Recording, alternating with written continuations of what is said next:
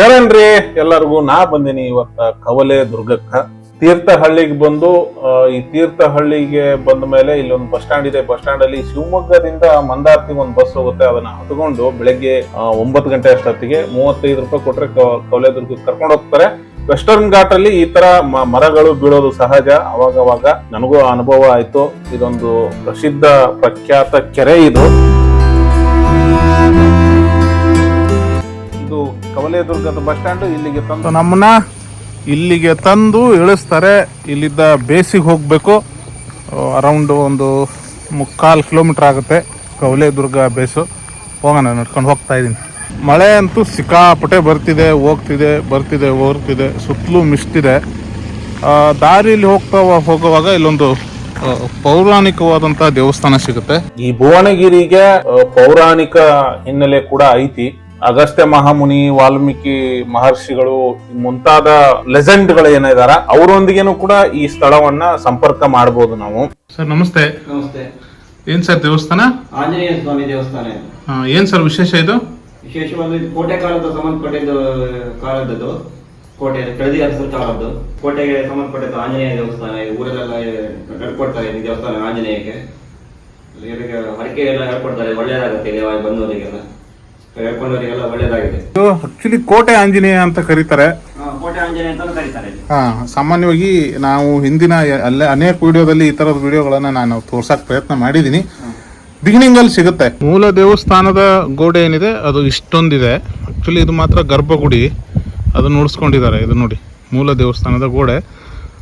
ಅಲ್ಲಿ ಎಲ್ಲ ಕೋಟೆ ಗೋಡೆ ಇದೆ, ಕಾಣಿಸ್ತಿದೆ. ಒಂದು ಅರ್ಥದಲ್ಲಿ ಆಂಜನೇಯ ಸ್ವಾಮಿ ದೇವಸ್ಥಾನ ಏನಿದೆ ಇದು 1 ಲೇಯರ್ ಆಫ್ ಫೋರ್ಟ್. ಇದು ಅಂದ್ರೆ ಕೋಟೆಯ ಒಂದು ಲೇಯರ್. ಇದನ್ನ ನೋಡ್ಕೊಂಡು ನಮ್ಮ ಮುಂದೆ ಹೋಗ್ಬೇಕು. ಹಂಗೆ ಇನ್ನೊಂಚೂರು ಮುಂದೆ ಬಂದ್ರೆ ಮಾರಿಕಾಂಬ ಅಮ್ಮನವರ ದೇವಸ್ಥಾನ ಇದೆ. ಇಲ್ಲಿ ಗದ್ದುಗೆ ಅಂತ ಇಲ್ಲಿ ಹಾಕಿದ್ದಾರೆ ನೋಡಿ. ಮೋಸ್ಟ್ಲಿ ಮೂಲ ದೇವಸ್ಥಾನ ಇದು ಇರಬೇಕು.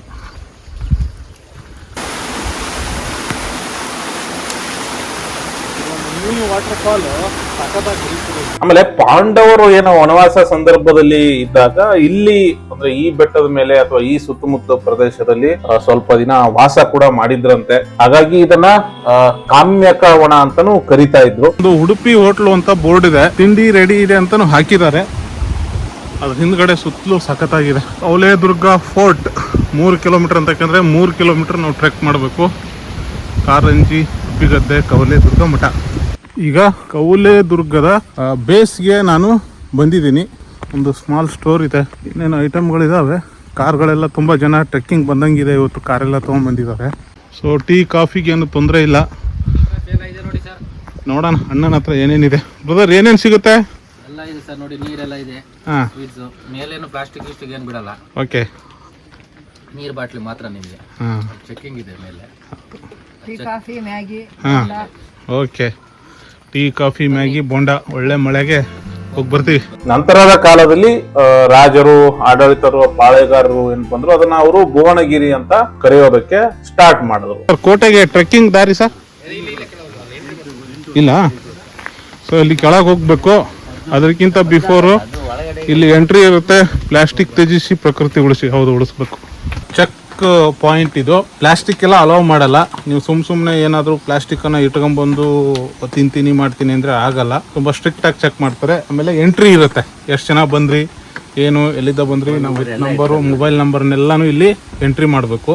ನಾನು ಮಾಡಿದ್ದೀನಿ. ಹುಷಾರಾಗಿರಿ. ಪ್ಲಾಸ್ಟಿಕ್ ಮಾತ್ರ ಅಲೌ ಮಾಡಲ್ಲ. ಟ್ರೆಕ್ಕಿಂಗಿಗೆ ಟೈಮ್ ಇದೆ. ಟ್ರೆಕ್ಕಿಂಗು ಬೆಳಗ್ಗೆ 9 ಗಂಟೆಗೆ ಅಲೌ ಮಾಡ್ತಾರೆ, ಬಿಡ್ತಾರೆ. 3:30ಗೆ ಬಂದು 3:30 ಮೇಲೆ ಯಾರನ್ನು ಬಿಡಲ್ಲ. 9 ಗಂಟೆಯಿಂದ ಸ್ಟಾರ್ಟ್ ಮಾಡ್ತಾರೆ, 3:30 ಲಾಸ್ಟು. ಬಟ್ ಒಳಗಡೆ ಹೋಗಿರ್ತಾರಲ್ಲ ಅವರೆಲ್ಲರೂ 4 ಗಂಟೆ ಒಳಗಡೆ ವಾಪಸ್ ಬರಬೇಕು. ಸೆಕ್ಯೂರಿಟಿ ಇದಾರಂತೆ, ಅವರೆಲ್ಲ ಇಳಿಸ್ಕೊತ ಬರ್ತಾರಂತೆ. ಇದೊಂಥರ ಅಡ್ವೆಂಚರಸ್. ಏನಂದ್ರೆ ಗದ್ದೆಯಲ್ಲೆಲ್ಲ ಹಾದು ನಾವು ಹೋಗ್ಬೇಕು. ಸಖತ್ತಾಗಿರುತ್ತೆ. ಕೆರೆ ಇದೆ. ಈ ಬಂಡೆಗಲ್ಲನ್ನ ಇಳಿದು ನಾವು ಕೆಳಗಡೆಗೆ ಹೊರಟ್ರೆ ಒಂದು ಗದ್ದೆ ಸಿಗುತ್ತೆ. ಆ ಗದ್ದೆ ಮೂಲಕ ಹಾಸಿ ನಾವು ಕವಲೆ ದುರ್ಗ ಕೋಟೆಗೆ ಹೋಗ್ಬೇಕು.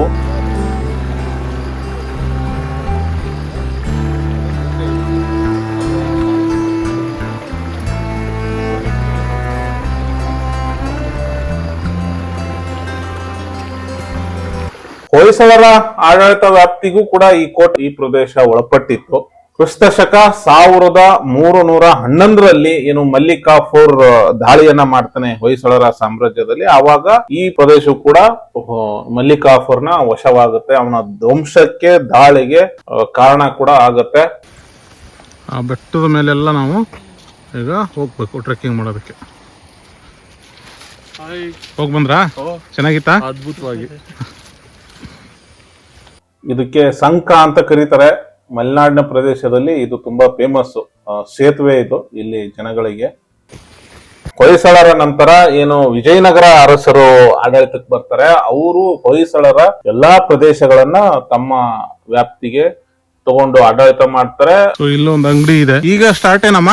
ಈಗ ಸ್ಟಾರ್ಟ್ ಮಾಡ್ತಿದ್ದಾರೆ. ಸಂಬಂಧದಲ್ಲಿ ಹೊಯ್ಸಳರಿಗೆ ವಿಜಯನಗರ ಅರಸರು ಬೀಗರು ಆಗ್ಬೇಕು. ಅದನ್ನ ಇನ್ ಡೀಟೇಲ್ ಆಗಿ ಇನ್ನೊಂದಿನ ನೋಡೋಣ, ಯಾವತ್ತಾದ್ರೂ ತಿಳ್ಕೊಳ್ಳೋ ಪ್ರಯತ್ನವನ್ನ ಮಾಡೋಣ. ಪ್ರಕೃತಿ ಒಂದಕ್ಕೊಂದು ಎಷ್ಟು ಹೊಂದಾಣಿಕೆ ಮಾಡಿಕೊಂಡು ನಮ್ಮನ್ನೆಲ್ಲ ಸಾಕಿ ಸಲುತ್ತಿದೆ ಅನ್ನೋದಕ್ಕೆ ಇಲ್ಲೊಂದು ಉದಾಹರಣೆಯನ್ನ ಕೊಡ್ತೀನಿ. ಇಲ್ಲಿ 2 ಮರಗಳಿದಾವೆ, ಒಂದನ್ನ ತಬ್ಬಿಕೊಂಡು ಇನ್ನೊಂದು ಬೆಳೆದಿದೆ. ಆಕ್ಚುಲಿ ಈ ಮರ ಇದೆಯಲ್ವಾ, ಇಟ್ ಇಸ್ ಡೆಡ್ ಒನ್, ಸತ್ತಿದೆ ಇದು. ನೋಡಿ ಏನು ಇಲ್ಲ ಇದರಲ್ಲಿ. ಇದನ್ನೇ ಅವಲಂಬನೆ ಮಾಡಿಕೊಂಡು ಈ ಮರ ಬೆಳೆದಿದೆ. ನೋಡಿ ಎಷ್ಟು ನೀಟಾಗಿ ಅದನ್ನ ತಬ್ಕೊಂಡಿದೆ ಅದು. ಈ ಭುವನಗಿರಿ ದುರ್ಗ ಏನಿದೆ 7 ಸುತ್ತಿನ ಕೋಟೆ ಅಂತ ಕೆಲವು ಸಂಶೋಧಕರು ಹೇಳಿದ್ರೆ, ಇನ್ನ ಸರ್ಕಾರಿ ದಾಖಲೆಗಳಲ್ಲಿ ಇದು 3 ಸುತ್ತಿನ ಕೋಟೆ ಅನ್ನೋ ಮಾಹಿತಿ ಕೂಡ ಇದೆ. ಎನಿಹೌ ಕೋಟೆ ತುಂಬಾ ಕಡೆ ಬಿದ್ದಿರೋದ್ರಿಂದ ನಾವು ನಿಖರವಾಗಿ ಏನು ಹೇಳಕ್ ಆಗೋದಿಲ್ಲ, ಇದು ಇಷ್ಟೇ ಸುತ್ತಿರುತ್ತೆ ಅಷ್ಟೇ ಸುತ್ತಿರುತ್ತೆ ಅಂತ. ಈಗ ಏನಿದೆ ಅದನ್ನ ನೋಡೋ ಪ್ರಯತ್ನ ಮಾಡೋಣ.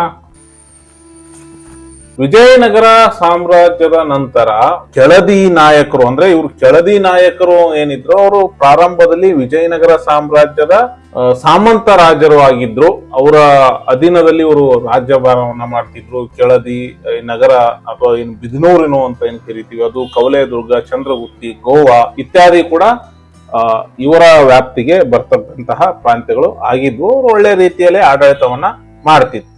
ಯಾವಾಗ ವಿಜಯನಗರ ಸಾಮ್ರಾಜ್ಯ ಒಂದು ಪತನವನ್ನ ಹೊಂದುತ್ತದೆ, ಆವಾಗ ಈ ಕೆಳದಿಯ ರಾಜರುಗಳು ಸ್ವತಂತ್ರ ಆಳ್ವಿಕೆಯನ್ನ ಮಾಡೋದಕ್ಕೆ ಪ್ರಾರಂಭ ಮಾಡ್ತಾರೆ. ಒಂದರ್ಥದಲ್ಲಿ ಮಲೆನಾಡಿನ ಇತಿಹಾಸ ಏನಿದೆ ಅದು ಕೆಳದಿಯ ಅರಸರ ಇತಿಹಾಸನೇ ಅಂತ ನಾವು ಹೇಳಬಹುದು.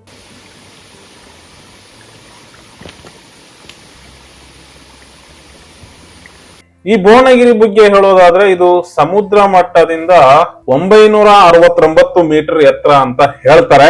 ಇಂಪೀರಿಯಲ್ ಗೆಜೆಟಿಯರ್ ಆಫ್ ಇಂಡಿಯಾದ ಪ್ರಕಾರ ಈ ಬೆಟ್ಟ ಸಮುದ್ರ ಮಟ್ಟದಿಂದ 3085 ಫೀಟ್ ಎತ್ತರ ಅಂತ ಮಾಹಿತಿ ಕೂಡ ಇದೆ. ಯಾವುದು ನಿಖರವಾಗಿದೆ ಇರುತ್ತೆ ಅನ್ನೋದನ್ನ ನಾವು ಒಂದ್ಸರಿ ಪರಿಶೀಲಿಸಬೇಕಾಗ್ತದೆ, ಎಲ್ಲವನ್ನು ಒಪ್ಕೊಳಕ್ ಆಗಲ್ಲ. ಇಲ್ಲಿ ಗಾಡಿ ಬರೋದಕ್ಕೆ ದಾರಿ ಮಾಡ್ತಾ ಇದಾರೇನೋ. ಕ್ರಿಸ್ತಶಕ 1582ರಿಂದ 1679 ಕಾಲದಲ್ಲಿ ಏನು ಆಡಳಿತ ಮಾಡಿರ್ತಕ್ಕಂತಹ ಕೆಳದಿಯ ವೆಂಕಟಪ್ಪ ನಾಯಕ ಈ ಕೋಟೆಯನ್ನ ಕಟ್ಟಿಸಿದ್ದ. ಇಲ್ಲೊಂದು ಮಾಹಿತಿ ಕೂಡ ಬರುತ್ತೆ, ಏನು ಅಂತಂದ್ರೆ ಕೆಲವು ಸಂಶೋಧಕರ ಪ್ರಕಾರ ಈ ಸ್ಥಳದಲ್ಲಿ ತೊಲೆತಮ್ಮ ಮತ್ತೆ ಮಂಡಿಗೆ ತಮ್ಮ ಅನ್ನೋ ಇಬ್ರು ಸ್ಥಳೀಯ ನಾಯಕರು ಆಡಳಿತವನ್ನ ಮಾಡ್ತಿದ್ರಂತೆ. ಅವರಿಂದ ಈ ಕೋಟೆಯನ್ನ ವಶಪಡಿಸಿಕೊಂಡಂತಹ ವೆಂಕಟಪ್ಪ ನಾಯಕ ಈ ಕೋಟೆಯನ್ನ ಇನ್ನಷ್ಟು ಭದ್ರವಾಗಿ ಕಟ್ಟಿ ಆಡಳಿತವನ್ನ ಮಾಡ್ತಾನೆ. ಅರಮನೆ, ಮಹತ್ತಿನ ಮಠ, ಶೃಂಗೇರಿ ಮಠ, ಟಂಕಸಾಲೆ, ಕನಜಗಳು, ಆನೆ, ಕುದುರೆಲಾಯಗಳು ಇತ್ಯಾದಿ ಕಟ್ಟಡಗಳನ್ನ ಕಟ್ಟಿಸಿ ಒಂದು ಆಡಳಿತವನ್ನ ಮಾಡೋದಕ್ಕೆ ಪ್ರಾರಂಭ ಮಾಡ್ತಾನೆ. ಆ ಟೈಮಲ್ಲಿ ಇದೊಂದು ಅಗ್ರಹಾರ ಆಗಿತ್ತು ಭುವನಗಿರಿ. ಕವಲೇದುರ್ಗಕ್ಕೆ ತುಂಬಾ ಜನಕ್ಕೆ ಗೊತ್ತಿಲ್ಲದೆ ಇರೋ ಇನ್ನೊಂದು ಹೆಸರಿದೆ, ಭುವನಗಿರಿ ಅಂತ ಹೇಳಿ. ಈ ಭುವನಗಿರಿ ಅಂತ ಕವಲೇದುರ್ಗಕ್ಕೆ ಯಾಕೆ ಕರೀತಾರೆ ಅಂತ ಅನ್ನೋದನ್ನ ಹೇಳ್ತಾ ಹೋಗ್ತೀನಿ, ನಡ್ರಿ. ದಯವಿಟ್ಟು ಎಲ್ಲರೂ ಸಾವಕಾಶವಾಗಿ ಬನ್ನಿ, ತಾಳ್ಮೆ ಇರಲಿ, ಜಾಗೃತಿ ವಹಿಸಿ.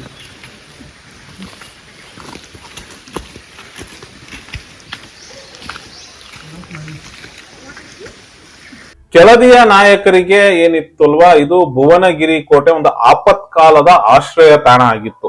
ಯಾವ ನಾಯಕರಿಗೆ ತಮ್ಮ ಸಾಮ್ರಾಜ್ಯದಲ್ಲಿ ಆಂತರಿಕ ಮತ್ತು ಬಾಹ್ಯ ತೊಂದರೆಗಳು ಉಂಟಾಗ್ತಿದ್ವಲ್ಲ, ಅವಾಗ ಅವರು ಕವಲೇದುರ್ಗ ಅಥವಾ ಭುವನಗಿರಿಗೆ ಬಂದು ಸಿಚುವೇಶನ್ ಅನ್ನ ಹದ್ದುಬಸ್ತಲ್ಲಿ ಇಟ್ಕೊಳ್ಳೋದಕ್ಕೆ ಪ್ರಯತ್ನ ಮಾಡ್ತಿದ್ವು. ಅದಕ್ಕೊಂದು 2 ಉದಾಹರಣೆ. ಮೊದಲನೇದು ಕೆಳದಿಯ ಒಂದು ಚೆನ್ನಮ್ಮಾಜಿ ಪ್ರಕರಣ.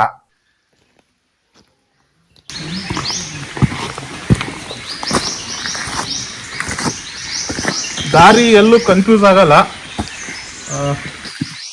ಮೇನ್ ಆಗಿ ಚೆನ್ನಾಗಿದೆ. ಇದುವರೆಗೂ ಎಲ್ಲೂ ಡಿಫಿಕಲ್ಟು ಅಂತ ನನಗೂ ಏನು ಅನಿಸಿಲ್ಲ. ನೋಡೋಣ. ಮೇಲೆ ಮಳೆ ಬೇರೆ ಬರ್ತಿದೆ, ಅದ್ಭುತವಾಗಿದೆ. ಸೋಮಶೇಖರ ನಾಯಕನ ಆಡಳಿತ ಮಾಡುತ್ತಿರ್ತಕ್ಕಂಥ ಸಂದರ್ಭ ಚೆನ್ನಮ್ಮಾಜಿ ಅವರನ್ನ ಮದುವೆ ಮಾಡಿಕೊಂಡು ಬರ್ತಾರೆ ಈ ಸಾಮ್ರಾಜ್ಯಕ್ಕೆ. ಒಂದು ಹಂತದಲ್ಲಿ ಸೋಮಶೇಖರ ನಾಯಕ ಲಕ್ಸುರಿಯಸ್ ಲೈಫ್ ಅನ್ನ ಲೀಡ್ ಮಾಡಕ್ ಹೋಗಿ ಯಾವುದೋ ಸೂಳೆಯ ಸಹವಾಸವನ್ನ ಮಾಡಿ ರಾಜ್ಯಾಡಳಿತವನ್ನ ಸಂಪೂರ್ಣವಾಗಿ ನಿರ್ಲಕ್ಷಿಸಿದ್ದ. ಇದು ಬೇರೆ ರಾಜ್ಯದವರಿಗೆ ಕಂಡು ಅವರು ಇದರ ಕೆಳದಿಯ ಒಂದು ವಂಶದ ಮೇಲೆ ಕೋಟೆಗೋಡೆ ಇಲ್ಲಿಂದ ಸ್ಟಾರ್ಟ್ ಆಗಿರುತ್ತೆ, ಆಕ್ರಮಣ ಮಾಡಬೇಕು ಅನ್ನೋ ಯೋಚನೆಯಲ್ಲಿ ಇದ್ದಂತಹದ್ದು. ಈ ಒಂದು ಮಾಹಿತಿಯನ್ನ ಒಂದು ಕನ್ನಡದ ಪ್ರಸಿದ್ಧ ದಿನಪತ್ರಿಕೆಯಲ್ಲಿ ವರದಿಯಾಗಿ ನಾನು ಓದಿದ್ದು.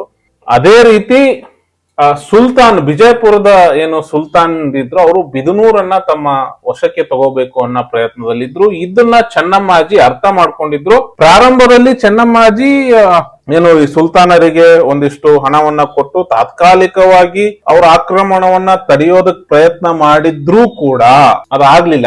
ಯಾಕೆಂದ್ರೆ ಬ್ಯೂಟಿಫುಲ್ ಆಗಿದೆ ಪಾತ್ ಅಂತೂ, ಎರಡು ಕಡೆ ಗೋಡೆ, ಮಧ್ಯ ಕಲ್ಲನ್ನ ಹಾಕ್ಬಿಟ್ಟು ಕಲ್ ಚಪ್ಪಡಿ ರಸ್ತೆ ತರ ಮಾಡಿದ್ದಾರೆ, ಆಸಮ್ ಆಗಿದೆ. ಬಟ್ ಸಮಸ್ಯೆ ಏನಂದ್ರೆ ಇಳಿಯುವಾಗ ಕಾಲು ಸ್ಲಿಪ್ ಆಗೋ ಚಾನ್ಸಸ್ ಇರ್ತದೆ, ಒಂದು ನೋಡ್ಕೋಬೇಕು ನಾವು ಅಷ್ಟೇ.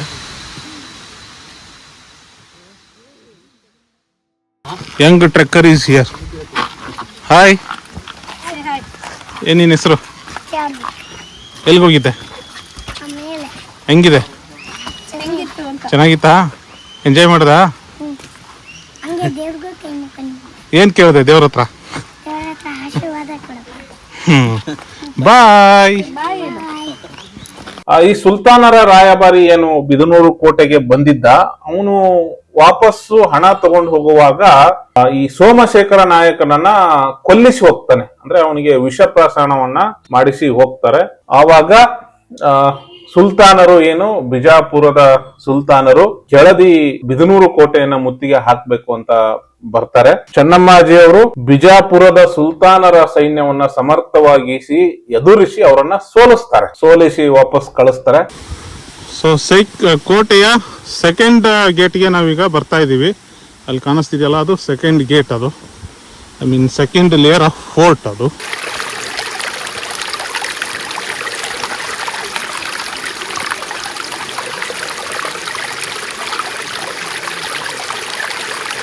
ಅಲ್ಲೊಂದು ಬತೇರಿ ಅಥವಾ ಬುರ್ಜ್ ಅಂತ ಕರಿತೀವಿ, ಅಲ್ಲಿಂದ ಸ್ಟಾರ್ಟ್ ಆಗಿ ಇಲ್ಲಿದೆ ಕೋಟೆ ಗೋಡೆ ಹತ್ರ ನಾವು ಬಂದಾಗ ನಮಗೆ ಕೋಟೆ ಗೋಡೆ ಮೇಲೆ ಒಂದಿಷ್ಟು ಶಿಲ್ಪಗಳು ಕಾಣಿಸ್ತವೆ. ಅಲ್ಲಿ ಮತ್ಸ್ಯದ ಒಂದು ಶಿಲ್ಪ ಇದೆ, ಅದ್ರ ಪಕ್ಕದಲ್ಲೇ ಕೂರ್ಮ ಅಂದ್ರೆ ಆಮೆಯ ಒಂದು ಶಿಲ್ಪ ಇದೆ. ಇದು ಕೋಟೆಯ ಸೆಕೆಂಡ್ ಲೇಯರ್ ಅಂತ. ಒಂದು ಲೇಯರ್ ಅಲ್ಲಿ ಬಿದ್ದಿದೆ, ಆಂಜನೇಯನ ದೇವಸ್ಥಾನ ಹತ್ರ ನೋಡಿದ್ವಲ್ಲ ಅದು.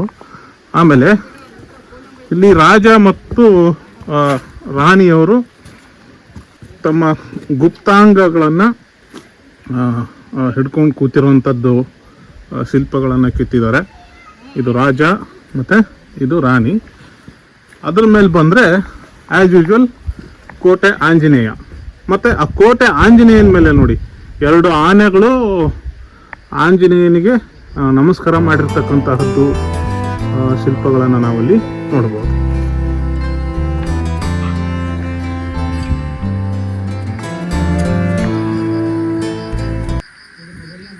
ಕೋಟೆಯ ಒಳಗಡೆ ಬರ್ತಿದ್ದಂಗೆನೆ ನಮಗೆ ವಸತಿ ಯೋಗ್ಯ ಕಟ್ಟಡಗಳು ಅಂತ ಏನು ಕರಿತೀವಿ ಅವು ಸಿಗ್ತವೆ.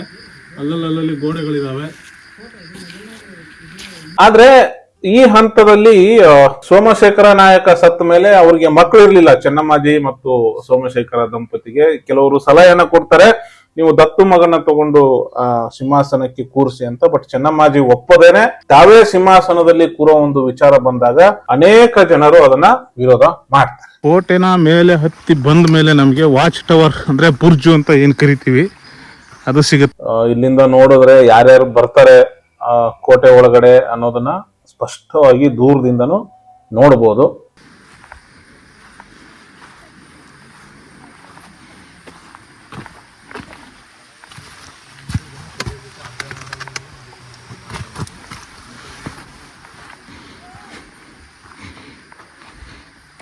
ಎಲ್ಲ ನೋಡಿಕೊಂಡು ಮತ್ತೆ ನಾವು ಈ ಕಡೆ ಕಂಟಿನ್ಯೂ ಮಾಡಿಕೊಂಡು ಅದ್ರ ಮೇಲಕ್ಕೆ ಹೋಗ್ಬೇಕೀಗ ಅಲ್ಲಿ ತನಕ.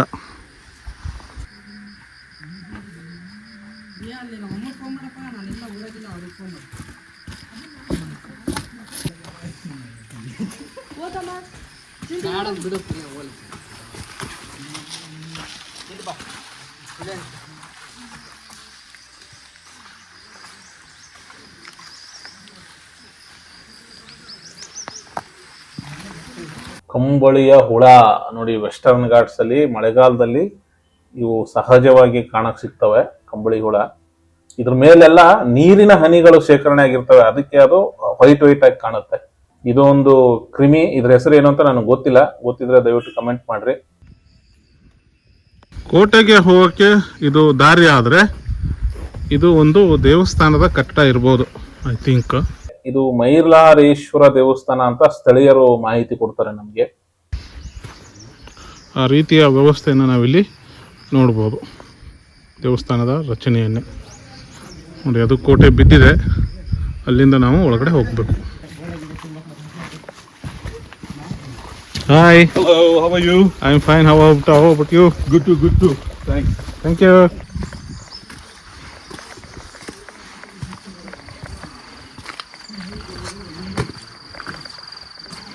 Oh, this one is awesome. ಹೀಗೆ ಚೆನ್ನಮ್ಮಾಜಿಯವರ ಪಟ್ಟಾಭಿಷೇಕವನ್ನ ವಿರೋಧ ಮಾಡಿದಂತಹ ಸಂದರ್ಭದಲ್ಲಿ ಸಂದಿಗ್ಧ ಪರಿಸ್ಥಿತಿ ಉಂಟಾಗ್ತದೆ. ಅವಾಗ ಚೆನ್ನಮ್ಮಾಜಿ ಈ ಭುವನಗಿರಿ ಕೋಟೆಗೆ ಬಂದು ಸ್ವಲ್ಪ ದಿನ ನೆಲೆಸ್ತಾರೆ. ನಂತರ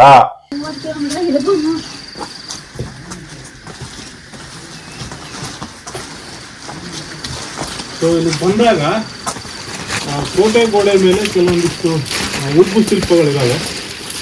ಇದೊಂದು ರತಿ ಕ್ರೀಡೆಯ ಉಬ್ಬು ಶಿಲ್ಪ ಗೋಡೆ ಮೇಲೆ ಇರ್ತಕ್ಕಂಥದ್ದು. ಅದ್ರ ಪಕ್ಕದಲ್ಲಿ ಬಂದರೆ ಒಂದು ಆನೆ ಮನುಷ್ಯನ ಮೇಲೆ ದಾಳಿ ಮಾಡ್ತಾ ಇದೆ, ಅಂಕುಶದಿಂದ ಅದನ್ನು ನಿಯಂತ್ರಿಸಲಾಗ್ತಾ ಇದೆ. ಸೊ ಮದವೇರಿದ ಆನೆನ ಇದು ಅನ್ನೋದೊಂದು ಸಂದರ್ಭ ಇರ್ಬೋದು. ಇದು ಕೋಟೆ ಬಾಗಿಲಾದರೆ ಇದು ಆ್ಯಕ್ಚುಲಿ ದಿಡ್ಡಿ ಬಾಗಿಲು. ಒಳಗಡೆ ಬರೋಕ್ಕೆ ದಾರಿ ಇದೆಯಾ ನೋಡೋಣ. ಬೀಗ ಹಾಕಿದ್ದಾರೆ. ಸೊ ದ್ವಾರಪಾಲಕರು ಕೋಟೆಗೆ, ಇಡಿಯಾದ ಕಲ್ಲಿನ ಗೋಡೆ ಬಾಗಿಲಿದೆ, ಮತ್ತು ಇಲ್ಲೊಬ್ಬನ ದ್ವಾರಪಾಲಕರನ್ನು ನೋಡ್ಬೋದು ನಾವು. ಆರ್ಕಿಯಾಲಜಿಕಲ್ ಸರ್ವೆ ಆಫ್ ಇಂಡಿಯಾದವರು ಈ ತರ ಗೇಟ್ ಅನ್ನ ಹಾಕಿ ಅದನ್ನ ಉಳಿಸ್ಕೊಳ್ಳೋದಕ್ಕೆ ಪ್ರಯತ್ನ ಮಾಡಿದ್ದಾರೆ. ಕೋಟೆಯನ್ನ ASI ಅವರು ಉಳಿಸ್ಕೊಳ್ಳೋ ಪ್ರಯತ್ನವನ್ನ ಮಾಡಿದ್ದಾರೆ. ಅಲ್ಲಲ್ಲಿ ಸಿಮೆಂಟನ್ನೆಲ್ಲ ಹಾಕಿ ಇಲ್ಲೊಂದು ಕೋಣೆ ಅದಾಗಲೇ. ಅಲ್ಲಿಂದ ಇಲ್ಲಿ ಬಂದರೆ ನಮಗಿದೊಂದು ಕೋಟೆ ಕಟ್ಟಡದ ವ್ಯವಸ್ಥೆ ಸಿಗುತ್ತೆ. ಲೀಕ್ ಆಗ್ತಿದೆ ನೀರೆಲ್ಲ. ಇದೊಂದು ಕಮಾನು. ಸೊ ಇದಕ್ಕೆ ಬಾಗಿಲು ಹೊರಗಡೆಯಿಂದ ನೋಡೋದಲ್ಲ ಅದು. ಸೊ ಮಂಟಪ ಸಿಗುತ್ತೆ ನಾವು ಇಲ್ಲಿಗೆ ಬಂದಮೇಲೆ. ಬ್ಯೂಟಿಫುಲ್ ಇದು. ಯಾವ ಊರು ಸರ್? ಕನಕಪುರ. ಹೆಂಗೆ ಅನ್ನಿಸ್ತಿದೆ ಸರ್ ಟ್ರೆಕ್ಕಿಂಗು, ಕೋಟೆ ಎಲ್ಲ?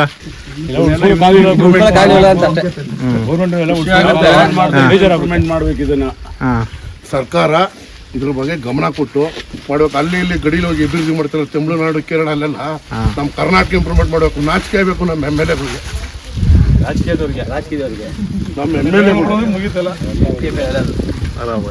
ಇದನ್ನೆಲ್ಲ ಅಭಿವೃದ್ಧಿ ಮಾಡಬೇಕು. ಪ್ರವಾಸಿಗರಿಗೆ ಊಟಿಗೆ ಕೊಡಕ್ಕೆ ಅಲ್ಲೆಲ್ಲ ಯಾಕೆ ಹೋಗ್ಬೇಕು? ಏನಿಲ್ಲ, ಇಲ್ಲ ಅದ್ಭುತ ಎಲ್ಲ ಇದೆ ಸರ್. ದಯವಿಟ್ಟು ಸರ್ಕಾರ ಈ ಕಡೆ ಥ್ಯಾಂಕ್ ಯು. ನಮ್ಮ ರಾಜ್ಯಕ್ಕೆ ಅದೇ ಒಂದು ಇಂಗ್ಲೀಷಲ್ಲಿ ವರ್ಡ್ ಇದೆಯಲ್ಲ, ಒನ್ ಸ್ಟೇಟ್ ಮೆನಿ ವರ್ಡ್ಸ್ ಅಂತ. ಅದು ನಿಜ. ಇಂಥ ಬೇಕಾದಷ್ಟು ಅದ್ಭುತಗಳು ನಮ್ಮ ರಾಜ್ಯದಲ್ಲಿ ಇದ್ದಾವೆ. ಸೊ ಈ ಬಾಗಿಲನ್ನು ದಾಟ್ಕೊಂಡು ನಾವು ಇಲ್ಲಿ ಎಡಗಡೆ ಹೋಗೋಣ. ಅಲ್ಲೊಂದು ಕಟ್ಟಡ ಇದೆ. ಕೋಟೆಯ ಮೇಲಿನ ನೀರು ಹರಿದು ಬರೋದಕ್ಕೆ ಮಾಡಿರ್ತಕ್ಕಂಥ ವ್ಯವಸ್ಥೆ ಇಲ್ಲಿ ಬೀಳ್ತಿದೆ ನೋಡಿ. ಈ ಥರ ಕೋಟೆಯಲ್ಲಿ ಸಂಗ್ರಹವಾದಂಥ ನೀರು ಏನು ಅದು ಹರಿದು ಬರೋಕ್ಕೆ ಮಾಡಿರ್ತಕ್ಕಂಥದ್ದು. ಇದು ಇನ್ನೊಂದು ಬತೇರಿ, ಇದು ನಾವು ನೋಡಿದ್ವಲ್ಲ ಅದು. ಸೊ ಆ ಗೇಟಿಂದ ನಾವು ಎಂಟ್ರಿ ಆಗಿ ಇದನ್ನೆಲ್ಲ ಸುತ್ತಾಕೊಂಡು ಈ ಗೇಟಿಂದ ಒಳಗೆ ಬಂದ್ವಿ. ಅಲ್ಲಿಂದ ಬಂದು ನೋಡಿದ್ರೆ ಇದೊಂದು ವಿಶಾಲವಾದ ಬತೇರಿ ಇದೆ ಇಲ್ಲೆಲ್ಲ. ನಾನು ನೋಡಿದ ಇಷ್ಟು ಕೋಟೆಗಳಲ್ಲಿ ಇಷ್ಟಷ್ಟು ದೊಡ್ಡ ಬತೇರಿಗಳನ್ನ ನಾನು ಎಲ್ಲೂ ನೋಡಿಲ್ಲ. ಇಲ್ಲಿ ಇದೇನೋ ವಿಶೇಷ. ಕೋಟೆಯ ಕಲ್ಲಿನ ಸಂದಿಯಲ್ಲಿ ಬೆಳೆದಿರ್ತಕ್ಕಂಥ ಸಸ್ಯ, ತುಂಬಾ ಸಸ್ಯಗಳ ಪರಿಚಯ ನಮ್ಗೆ ಇರೋದಿಲ್ಲ ಸಿಟಿಯಲ್ಲಿ ಇರೋರಿಗೆ, ಕಾಡಿನ ಸಸ್ಯಗಳದ್ದು. 27 ಫೆಬ್ರವರಿ 1672ರಲ್ಲಿ ಚೆನ್ನಮ್ಮಾಜಿ ಅವರಿಗೆ ಈ ಭುವನದುರ್ಗದ ಕೋಟೆಯಲ್ಲಿ ಪಟ್ಟಾಭಿಷೇಕವನ್ನ ಮಾಡಲಾಗ್ತದೆ. ಈ ಕಮಾನಿಂದ ನಾವು ಒಂಚೂರು ಮುಂದೆ ಬಂದು ಈ ಎಡಗಡೆಗೆ ಇಳಿದ್ರೆ ಇಲ್ಲೊಂದು ನಾಗರ ಪ್ರತಿಮೆ ಅಥವಾ ನಾಗರ ಕಲ್ಲು ಇದೆ.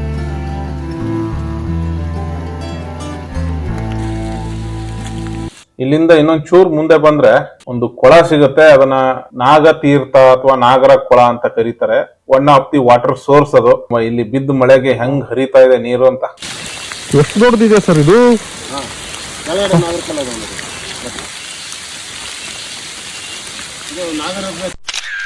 ನೋಡಿ ಎಷ್ಟು ಬೃಹತ್ತಾಗಿ ಕಟ್ಟಿರ್ತಕ್ಕಂತಹ ನಾಗರ ಕಲ್ಲಿನ ಪ್ರತಿಮೆ ಇದೆ. ಇದಕ್ಕೆ ನಾಗತೀರ್ಥ ಅಥವಾ ನಾಗರ ಕೊಳ ಅಂತ ಕರೀತಾರೆ.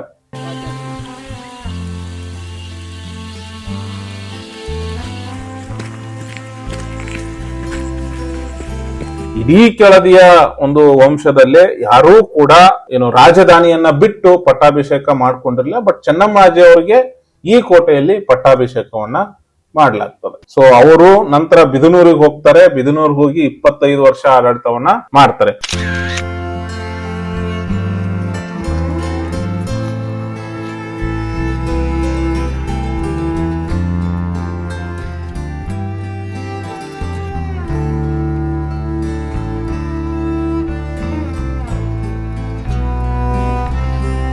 ಸೊ ಇಲ್ಲಿ ನಮ್ಮ ಏನು ಬಲಗಡೆ ಒಂದು ಕಟ್ಟಡ ತರ ಇದೆ, ಒಂದು ಕೋಟೆ ಬತೇರಿ ಮೇಲೆ ಒಂದು ಕಟ್ಟಡ ತರ ಇದೆಯಲ್ಲ, ಇದನ್ನ ನಗಾರಿ ಮಂಟಪ, ನಗಾರಿ ಕಟ್ಟೆ ಅಥವಾ ಕಹಳೆ ಕಟ್ಟೆ ಅಂತ ಕರೀತಾರೆ. ಇದೊಂದು ಮೆಸೇಜ್ ಪಾಸ್ ಮಾಡೋದಕ್ಕೆ, ಕೋಟೆಗೆ ಯಾರು ಬಂದ್ರೆ ಕೋಟೆಗಿಂತವ್ರು ಬರ್ತಾ ಇದಾರೆ ಅನ್ನೋ ಒಂದು ಸೂಚನೆಯನ್ನ ಕೊಡೋದಕ್ಕೆ ಈ ಬತೇರಿಯನ್ನ ಯೂಸ್ ಮಾಡ್ತಿದ್ರು ಅವಾಗ. ಔರಂಗಜೇಬ ಏನು ಮರಾಠರ ಮೇಲೆ ದಾಳಿ ಮಾಡಿದಾಗ ಶಿವಾಜಿ ಅವರ 2ನೇ ಮಗ ರಾಮರಾಜ ಇರ್ತಾರೆ. ಅವರು ಆಶ್ರಯ ಕೇಳ್ಕೊಂಡು ಚೆನ್ನಮ್ಮಾಜಿ ಅವರ ಹತ್ರ ಬರ್ತಾರೆ. ಚೆನ್ನಮ್ಮಾಜಿ ಅವರಿಗೆ ಆಶ್ರಯವನ್ನ ಕೊಡ್ತಾರೆ.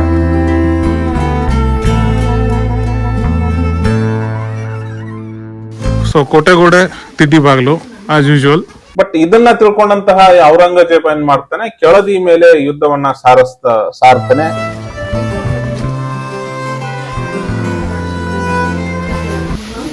ಸೊ ಇನ್ನೊಂದು 3ನೇ ಬಾಗಿಲಿಗೆ ನಾವು ಬಂದ್ರೆ ಇಲ್ಲೊಂದು ಡಿ ಬಾಗಿಲು, ಇಲ್ಲೊಂದು ಕೋಟೆ ಬಾಗಿಲು ಇದೆ.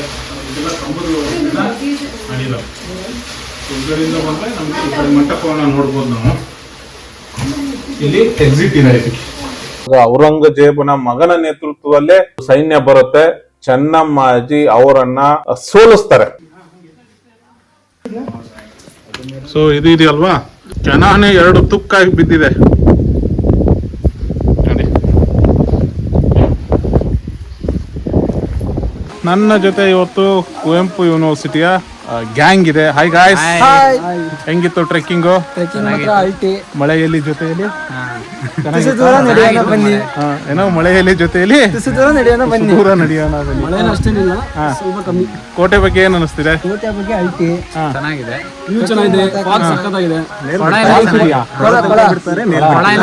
ಮೇಲೆ ಟಾಪಿಕ್ ಆಗಿ ಬಿಡ್ತಾ ಇಲ್ಲ ಅವರು.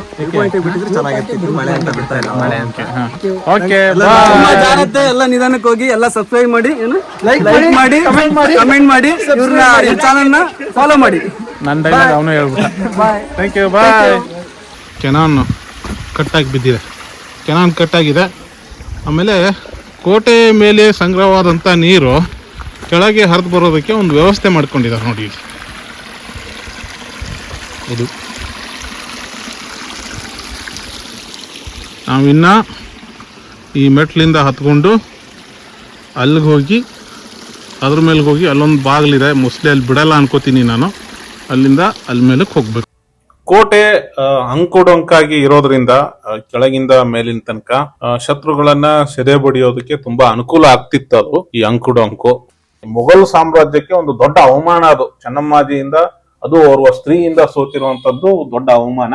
ಬಟ್ ಚೆನ್ನಮ್ಮಾಜಿ ಇಲ್ಲೊಂದು ಔದಾರ್ಯವನ್ನ ತೋರ್ತಾರೆ. ಸೋತಂತಹ ಔರಂಗಜೇಬನ ಮಗನನ್ನ ಅವರು ಸಕಲ ಮರ್ಯಾದೆಗಳಿಂದ ವಾಪಸ್ ಕಳಿಸ್ತಾರೆ. ಅವಾಗ ಚೆನ್ನಮ್ಮಾಜಿ ಅವರ ಕೀರ್ತಿ ಇನ್ನ ಹೆಚ್ಚಾಗುತ್ತೆ.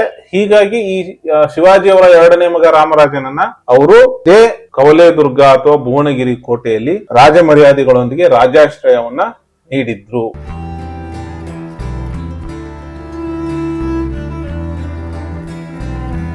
ಮಕ್ಕಳಿಲ್ಲದಂತಹ ಚೆನ್ನಮ್ಮಾಜಿಗೆ ಬಸಪ್ಪ ಅಂತ ಒಬ್ಬ ಮಗನನ್ನ ದತ್ತು ತಗೋತಾರೆ. ಅವನಿಗೆ ಪಟ್ಟಾಭಿಷೇಕವನ್ನ ಮಾಡ್ತಾರೆ. ಅದಾದ ನಂತರ ಅನೇಕ ಜನರು ಸಮರ್ಥವಾಗಿ ಕೆಳದಿಯನ್ನ ಆಡಳಿತವನ್ನ ಮಾಡಿದ್ರು.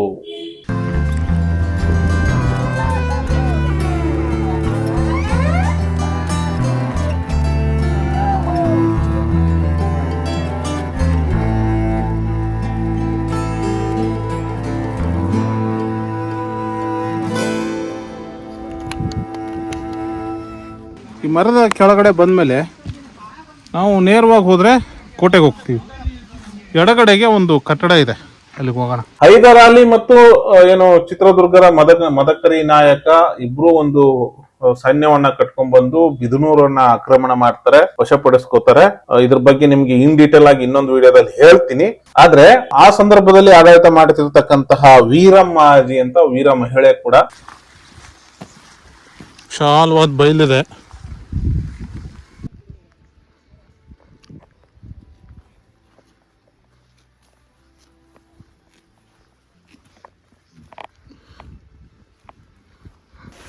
ಇದು ಫಿರಂಗಿ ಇಡೋ ಜಾಗ, ಅಂದರೆ ಕೆನಾನ್ ಇಡೋ ಜಾಗ ಇರಬಹುದು. ಇದು ಅಷ್ಟು ದೊಡ್ಡ ದೊಡ್ಡ ಕಲ್ಲುಗಳಿದೆ ಇಲ್ಲಿದ್ದಾವೆ. ಇದ್ದ ನೋಡ್ಕೊಂಡ್ರೆ ಅವರು ಮೂರನೇ ಸೋಮಶೇಖರ ಮಗ ಅವನ ಜೊತೆಗೂಡ್ಕೊಂಡು ಬಿದನೂರಿನಲ್ಲಿ ಪರಿಸ್ಥಿತಿ ಹದಗೆಟ್ಟಾಗ ಅವರು ನೇರವಾಗಿ ಮತ್ತೆ ಇದೇ ಭುವನಗಿರಿಗೆ ಬಂದು ಆಶ್ರಯವನ್ನ ಪಡ್ಕೊತಾರೆ. ಹೈದರ್ ಅಲಿ ಇಲ್ಲಿಗೂ ಕೂಡ ಬಂದು ಸುಮಾರು 1765ರಲ್ಲಿ ಹೈದರ್ ಅಲಿ ಇಲ್ಲೂ ಕೂಡ ಬಂದು ವೀರಮ್ಮಾಜಿ ಅವರನ್ನ ಮತ್ತೆ ಅವರ ಮಗನನ್ನ ಬಂಧಿಸಿ ಮಧುಗಿರಿಗೆ ಅಟ್ತಾನೆ. ಅಲ್ಲಿ ಅವರಿಗೆ ಒಂದು ಏನು ಸೆರೆಮನೆ ವಾಸದಲ್ಲಿ ಇಡ್ತಾನೆ. ಇಲ್ಲಿಗೆ ಕೆಳದಿಯ ಒಂದು ರಾಜ್ಯ ಅಥವಾ ಒಂದು ಅವನತಿಯನ್ನ ಹೊಂದಿತು ಕೆಳದಿಯ ರಾಜ್ಯ ಅಂತಾನೆ ಹೇಳಬಹುದು.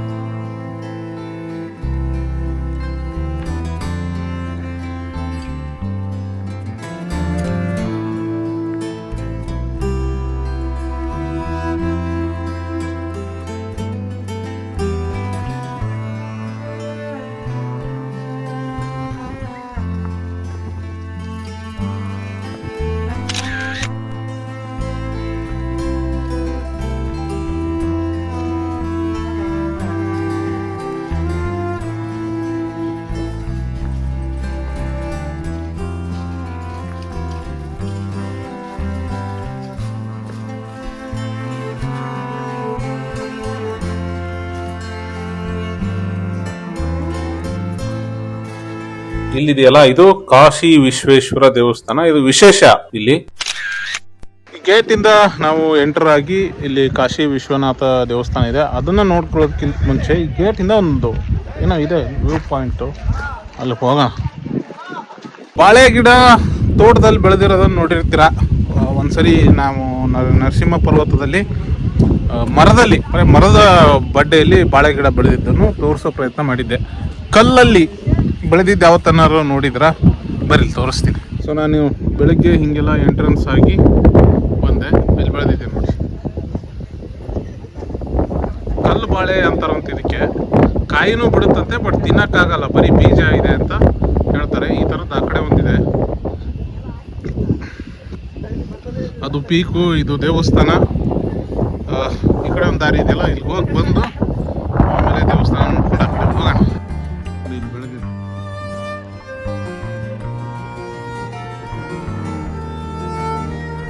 ನೋಡೋಣ ಈ ಕಡೆ ಹೋಗೋಣ, ಅಲ್ಲಿ ಎಂಟು ತನಕ ಏನಿದೆ ಅಂತ ನೋಡೋಣ.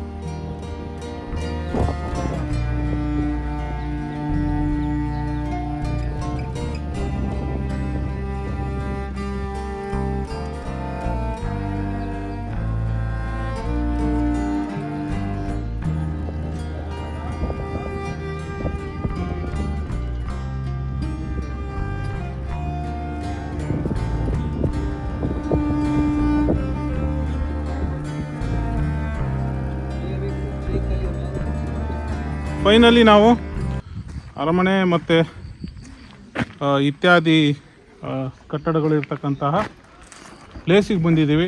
ದೇವಸ್ಥಾನ ಇದೆ. ಹಿಂದೆ ನಾನು ಚಂದ್ರಗುತ್ತಿಲಿ ಹೋದಾಗ ಒಂದು ಶಿಲ್ಪವನ್ನು ತೋರಿಸಿದ್ದೆ. ಉದ್ದಾಗಿ ಒಂದು ಅಭಯಹಸ್ತ ನೀಡ್ತಕ್ಕಂಥದ್ದು ಒಂದು ಶಿಲ್ಪ. ಅದು ಸೇಮ್ ಡಿಟ್ಟು ಇಲ್ಲೊಂದಿದೆ.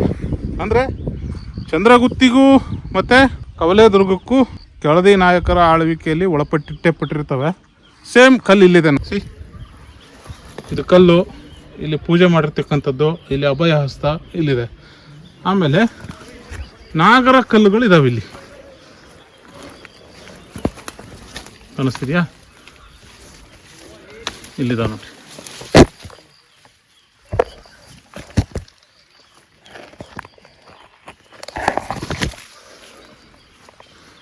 ಇದು ದೇವಸ್ಥಾನ. ಇದು ವಿಶಾಲವಾದ ಬತೇರಿ ಮತ್ತು ಆವರಣ. ಅದು ಪೀಕು. ಟ್ರೆಕ್ಕಿಂಗ್ ಬರೋ ಯುವ ಎಜುಕೇಟೆಡ್ ಫೆಲೋಸ್ಗಳು ಎಲ್ಲರಿಗೂ ಅಲ್ಲ, ದಯವಿಟ್ಟು ತಪ್ಪು ತಿಳ್ಕೊಳಕ್ಕೆ ಹೋಗ್ಬೇಡ್ರಿ. ಕೆಲವೊಬ್ಬರು ಟ್ರೆಕ್ಕಿಂಗ್ ಬರ್ತಿರಲ್ವಾ, ಒಂದು ಮಳೆಗಾಲ, ಕಲ್ಲುಗಳು ಸಿಕ್ಕಾಪಟ್ಟೆ ಜಾರ್ತವೆ. ಆಮೇಲೆ ಒಂದು ಕಾಮನ್ ಸೆನ್ಸು ಬರೋ ಎಲ್ಲರಿಗೂ ಇರಬೇಕು. ಇಲ್ಲಿ ಅರ್ಚಾಡೋದು ಕಿರ್ಚಾಡೋದು ಮಾರಬಾರ್ದು. ತುಂಬ ಜನ ಫ್ಯಾಮ್ಲೀಸ್ಗಳು ಬಂದಿರ್ತಾರೆ, ಮಕ್ಕಳು ಬಂದಿರ್ತಾರೆ. ಜೊತೆಗೆ ಇದೊಂದು ಅರಣ್ಯ ಪ್ರದೇಶ ಆಗಿರೋದ್ರಿಂದ ಕಾಡು ಪ್ರಾಣಿಗಳು ಇರ್ತವೆ. ಅವುಗಳ ಸ್ಥಾನಕ್ಕೆ ನಾವು ಬಂದಿರ್ತೀವಿ, ಅವುಗಳಿಗೆ ತೊಂದರೆ ಆಗಬಾರ್ದು. ಅರ್ಚಾಟ ಕಿರ್ಚಾಟ ಇದೆಯಲ್ಲ, ಅದು ನಮ್ಮ ಅವಿವೇಕತನದ ತೋರಿಸುತ್ತೆ. ಇಲ್ಲಿಗೆ ಬರೋ ಟ್ರೆಕ್ಕಿಂಗಿಗೆ ಬರೋದು ಇಲ್ಲಿ ಪ್ರಕೃತಿಯನ್ನು ಮತ್ತು ಇಲ್ಲಿರ್ತಕ್ಕಂತಹ ಏನು ಪ್ರಾಣಿ ಪಕ್ಷಿಗಳ ಕೂಗನ್ನು ಎಂಜಾಯ್ ಮಾಡಬೇಕೇ ಹೊರತು ಅದನ್ನು ಹಾಳು ಮಾಡಬಾರ್ದು. ಇದು ಎಲ್ಲರಿಗೂ ಅಲ್ಲ, ಇಲ್ಲಿ ಬಂದು ಆ ಥರ ಮಾಡೋರಿಗೆ ದಯವಿಟ್ಟು ತಿದ್ಕೊಳ್ಳಿ. ಈಗ ನಾವಿದ್ದೀವಿ ಕಾಶಿ ವಿಶ್ವೇಶ್ವರ ದೇವಸ್ಥಾನದ ಎದುರುಗಡೆಗೆ. ಈ ದೇವಸ್ಥಾನದ ವಿಶೇಷ ಏನಂದರೆ, ಎಲ್ಲೂ ಇಲ್ಲ ಕಾಶಿ ವಿಶ್ವೇಶ್ವರ ದೇವಸ್ಥಾನದ ಎದುರುಗಡೆ ಇಲ್ಲಿ 2 ಗಂಬಗಳನ್ನು ನಾವು ಕಾಣ್ತೀವಿ.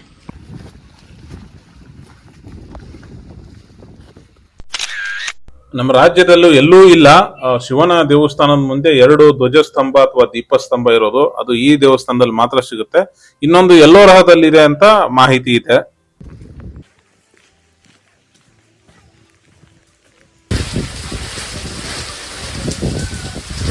ಆನೆ ಅಭಿಷೇಕ ಮಾಡ್ತಿರ್ತಕ್ಕಂಥದ್ದು ಸನ್ನಿವೇಶ. ಸಾಮಾನ್ಯವಾಗಿ ಲಲಾಟದ ಮೇಲೆ ಗಜಲಕ್ಷ್ಮಿಯ ಉಪಶಿಲ್ಪವನ್ನು ಕಾಣ್ತೀವಿ, ಬಟ್ ಇಲ್ಲಿ ಮಾತ್ರ ಗಣೇಶನ ಉಪಶಿಲ್ಪ ಇದೆ. ಸೊ ದೇವಸ್ಥಾನದ ಒಳಗಡೆ ಬಂದರೆ ಒಂದು ಮಂಟಪ, ದೇವಸ್ಥಾನ ಚಿಕ್ಕದಾಗಿದ್ದರೂ ನೀಟಾಗಿ ಮಾಡಿದ್ದಾರೆ. ಗೋಡೆ ಮೇಲೆ ಬೇರೆ ಬೇರೆ ಆಕೃತಿಗಳನ್ನು ನಾವಿಲ್ಲಿ ಕಾಣ್ಬೋದು. ನೋಡೋಣ ಏನೇನಿದೆ ಅಂತ. ಕಲ್ಲುಗಳು ಜಾರ್ತವೆ, ಹುಷಾರಾಗಿರಿ. ಯುದ್ಧ, ಸೈನಿಕರು, ಇದೊಂದು ಸೈನಿಕರ ಯುದ್ಧ ಅಂತ ಪ್ರಸಂಗ ನೋಡಿ. ಗ್ರಹಣ, ನಾವು ಹಿಂದೆ ಬೆಟ್ಟದಪುರದಲ್ಲಿ ತೆಗೆಸ್ಕೊಂಡಿದ್ವಲ್ಲ, ಆ ತರಹದ ಗ್ರಹಣದ ಸಿಂಬಾಲ್ ಇದು. ಹಾವು, ಇದು ಸೂರ್ಯನ ಅಥವಾ ಚಂದ್ರನ ಗೊತ್ತಾಗ್ತಿಲ್ಲ. ಒಳಗಡೆ ಜಿಂಕೆ ಥರ ಒಂದು ಪ್ರಾಣಿ ಇದೆ. ಓಕೆ, ಆ ಹಾವು ಅದನ್ನು ನುಂಗ್ತಾ ಇರ್ತಕ್ಕಂಥದ್ದು ಪ್ರಸಂಗ ಇದು. ಒಳಗಡೆ ಇದು ಇದೆ, ಮಯೂರ ಚಿತ್ರಗಳು, ಆಮೇಲೆ ಎಲಿಫಂಟು ಅಲಂಕಾರಕ್ಕೆ ಕೆತ್ತನೆ ಮಾಡಿರ್ತಕ್ಕಂಥದ್ದು.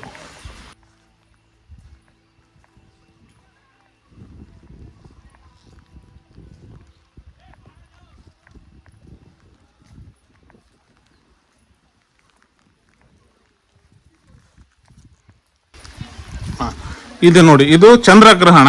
ಆಗಲೇ ಆ ಕಡೆ ನೋಡಿದ್ವಲ್ಲ, ಅದು ಸೂರ್ಯಗ್ರಹಣ. ಇಲ್ಲಿ ಅರ್ಧ ಚಂದ್ರಾಕೃತಿ ಇದೆ.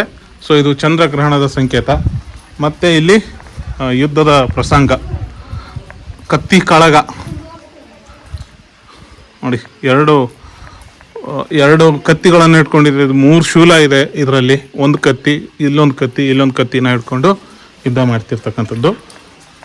ಇಲ್ಲಿರ್ತಕ್ಕಂಥ ಏನು ಸ್ಫಟಿಕ ಲಿಂಗ ಇದೆ, ಕ್ರಿಸ್ಟಲ್ ಲಿಂಗ, ಅದನ್ನ ಸಂಕಣ್ಣ ನಾಯಕ ಕಾಶಿಯಿಂದ ತಂದ ಅಂತ ಹೇಳ್ತಾರೆ. ಮತ್ತೆ ವೆಂಕಣ್ಣ ನಾಯಕ ಇಲ್ಲಿ ಅದನ್ನ ಪ್ರತಿಷ್ಠಾಪನೆ ಮಾಡಿ ಗರ್ಭಗುಡಿಯ ಒಳಗಿನ ಭಾಗ ಕಾಶಿಯ ಲಿಂಗ, ಕಾಶಿ ವಿಶ್ವೇಶ್ವರ ಅಂತ ಹೆಸರನ್ನ ಇಡ್ತಾರೆ. ಎಲ್ಲ ನೋಡ್ಕೊಂಡು ಇನ್ನು ನಾವು ಮೇಲಕ್ಕೆ ಹೋಗ್ಬೇಕು. ಇದು ಆಂಜನೇಯ ಇದೆ, ಅಲ್ಲೊಂದು ಈಶ್ವರನ ಮೂರ್ತಿ ಇದೆ, ಮಂಟಪ ಎಲ್ಲ ಇದೆ. ಇದು ಭಕ್ತ ವಿಗ್ರಹ, ಇದೊಂದು ಸ್ತ್ರೀ ಭಕ್ತೆ ವಿಗ್ರಹ. ಇದು ದೇವರಿಗೆ ಅನೇಕ ದೇವಸ್ಥಾನಗಳಲ್ಲಿ ನಾವು ನೋಡಿರ್ತೀವಿ. ದೇವಸ್ಥಾನದ ಈ ಸೀಲಿಂಗ್ ಇದೆಯಲ್ಲ, ಇದು ಇಂಪಾರ್ಟೆಂಟ್ ಆಗುತ್ತೆ. ಮಧ್ಯ ಹೂವಿನ ಆಕೃತಿಯ ಒಂದು ಇಳಿಬಿಟ್ಟದ್ದು ಒಂದು ಏನೋ ಆಕೃತಿ ಇದೆ, ಅದು ಡ್ಯಾಮೇಜ್ ಮಾಡಿದ್ದಾರೆ. ಅದು ಬಿಟ್ರೆ ಅದರ ಸುತ್ತಲೂ ಅಷ್ಟದಿಕ್ಪಾಲಕರು ಮತ್ತೆ ಅವರ ವಾಹನಗಳ ಸಮೇತ ಇದ್ದಾರೆ ಇಲ್ಲಿ. ಕಾಶಿ ವಿಶ್ವೇಶ್ವರ ದೇವಸ್ಥಾನ ನೋಡ್ಕೊಂಡು ನಾವೀಗ ಮತ್ತೆ ಎಡಗಡೆಗೆ ಹೋದ್ರೆ ಕಲ್ಯಾಣಿ, ಆಮೇಲೆ ಎಣ್ಣೆ ಕೊಳ, ತುಪ್ಪದ ಕೊಳ ಎಲ್ಲ ಇದಾವೆ. ಮಗ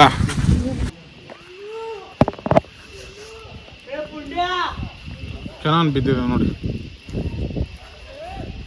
ಬ್ರೋಕನ್ ಕೆನಾನ್. ಒಟ್ಟಾರೆಯಾಗಿ ಇದೊಂದು ಇಂಡೋ ಇಸ್ಲಾಮಿಕ್ ಶೈಲಿ ಇರತಕ್ಕಂತಹ ದೇವಸ್ಥಾನ. ದೇವಸ್ಥಾನದ ಕೊಂಬಿಯ ಮೇಲೆ ನರ್ತನದ ಚಿತ್ರಗಳನ್ನ, ಶಿಲ್ಪಗಳನ್ನ ನಾವು ಕಾಣಬಹುದು.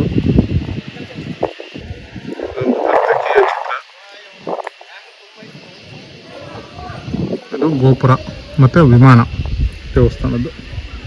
ದೇವಸ್ಥಾನದ ಮೇಲೆ ಏನು ಗೋಪುರ ಕಾಣಿಸ್ತದೆ, ಅದು ದ್ರಾವಿಡ ಶೈಲಿ ಇರ್ತಕ್ಕಂಥ ಎಲ್ಲ ನೋಡ್ಕೊಂಡು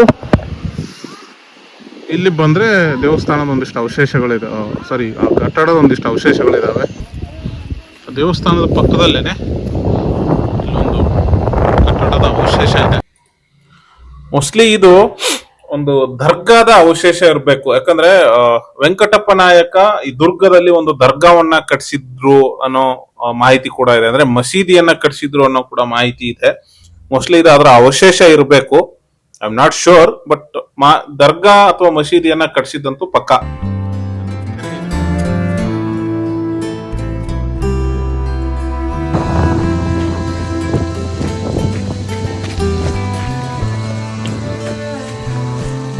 ಇಲ್ಲೊಂದು ಕಟ್ಟಡದ ಅವಶೇಷ ಇದೆ, ಅಲ್ಲಿ ನೀರಿನ ಕೊಳ ಇದೆ. ವೆರಿ ನೀಟ್ ಅಂಡ್ ಕ್ಲೀನ್ ಆಗಿರೋ ನೀರಿನ ಕೊಳ ಅಲ್ಲಿದೆ.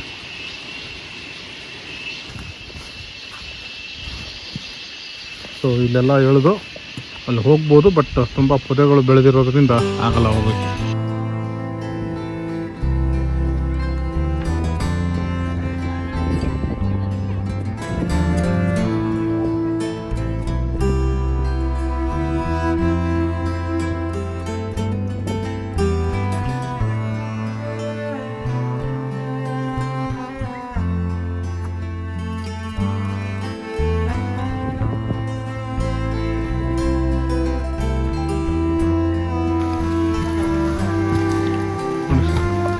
ವಾಟರ್ ಸೋರ್ಸ್, ನೀರಿನ ಮೂಲ.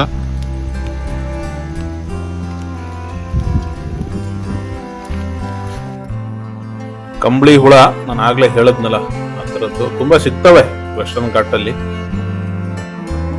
ಇದು ರಾಜ ಬೀದಿ.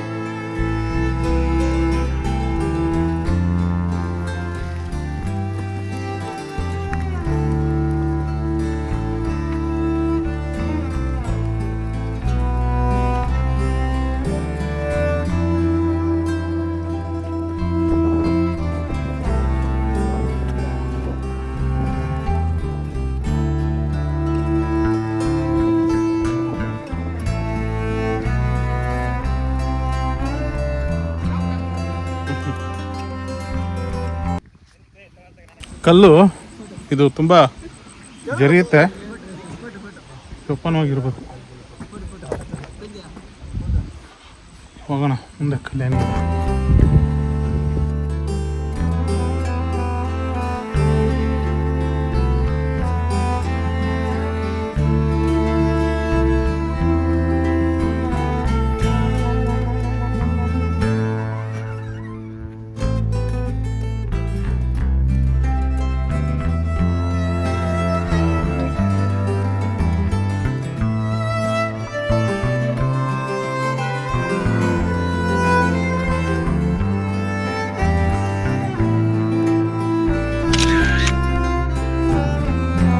ಅದು ಬತ್ತೇರಿ, ಇದು ಗೇಟು. ಒಳಗಡೆ ಹೋಗೋಣ.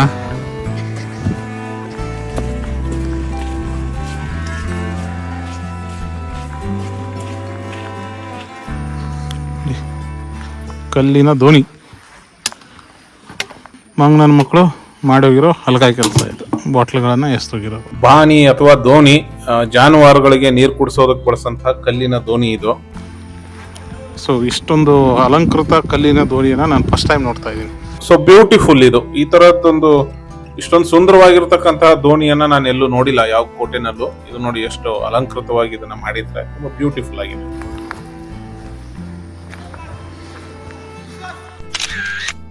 ಅರಮನೆಯ ಪ್ರವೇಶ ದ್ವಾರ. ಇಲ್ಲಿಂದ ನಾವು ಅರಮನೆಯ ಒಳಗಡೆ ಎಂಟ್ರಿ ಆಗ್ತೀವಿ.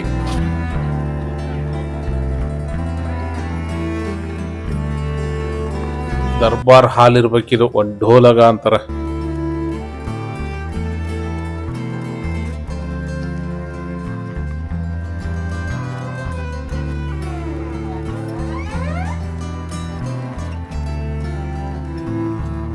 ಇದೊಂದು 3 ಅಂತಸ್ತಿನ ಅರಮನೆ ಅಂತ ಸಂಶೋಧಕರ ಹೇಳಿರ್ತಕ್ಕಂಥ ಮಾತು. ಬಟ್ ಕಲ್ಲಿನ ರಚನೆಗಳನ್ನ ನೋಡಿದ್ರೆ 3 ಅಂತಸ್ತು ಇರೋದಕ್ಕೆ ಸಾಧ್ಯ ಇಲ್ಲ ಅನ್ನೋದು ನನ್ನ ವೈಯಕ್ತಿಕ ಅಭಿಪ್ರಾಯ. ಮೇ ಬಿ ಇದ್ರೂ ಇರಬಹುದೇನೋ 3 ಅಂತಸ್ತು.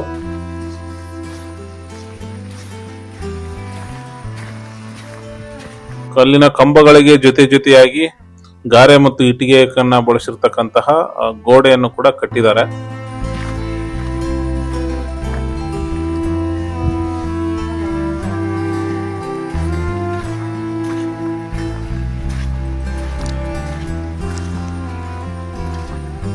ಅರಮನೆ ಒಳಗಡೆ ಏನೇನಿರ್ಬೇಕು ಎಲ್ಲ ಇದೆ.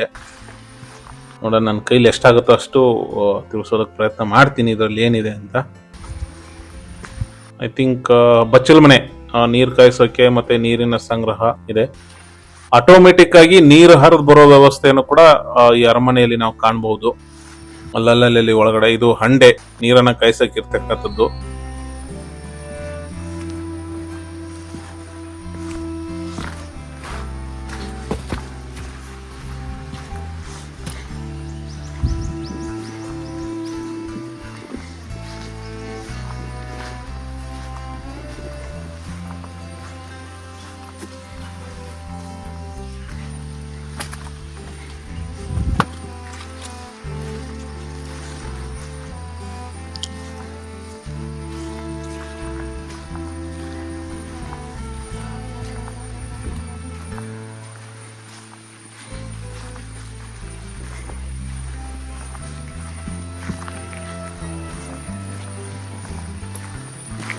ಇಲ್ಲೊಂದು ಕೊಳ ಇದೆ, ಒಳಗಡೆ ಹೋಗೋಣ.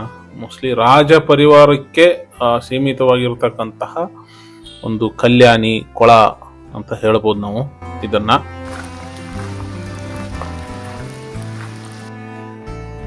ಶಾಂತಗಂಗೆ ಅಂತ ಈ ಕಲ್ಯಾಣಿ ಅಥವಾ ಕೊಳದ ಹೆಸರು. ಅಲ್ಲಿ ನೋಡಿ ಕೋಟೆ ಬಿದ್ದಿದೆ.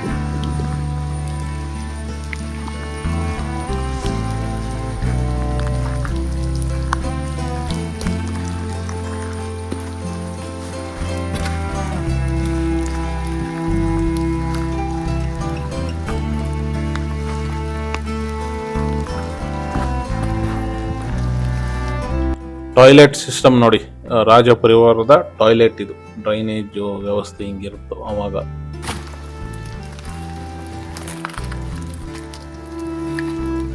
ಟಾಯ್ಲೆಟ್ ಇದು.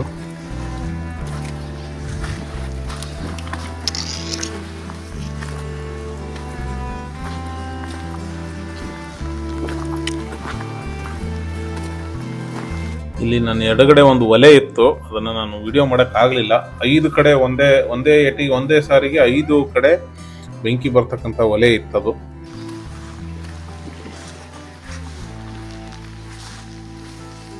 ಮೋಸ್ಟ್ಲಿ ಇದು ವಸತಿ ಕೋಣೆ ಇರಬಹುದು, ರಾಜ ಪರಿವಾರ ಸದಸ್ಯರದ್ದು ವಸತಿ ಕೋಣೆ.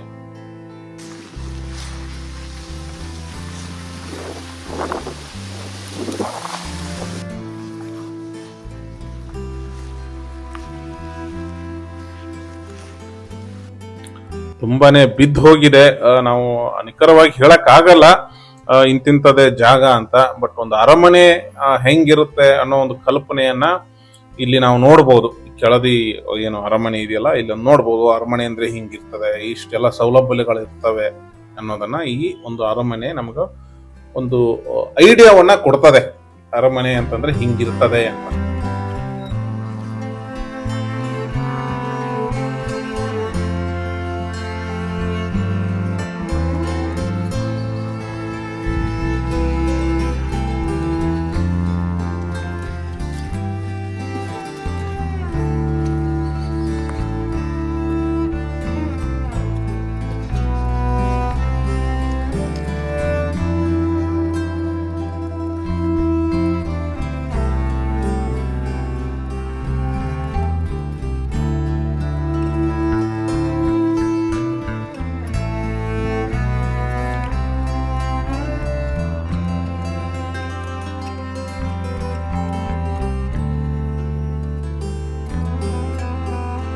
ಒಟ್ಟಾರೆಯಾಗಿ ವಿಹಂಗನ ನೋಟ ಅರಮನೆಯದ್ದು.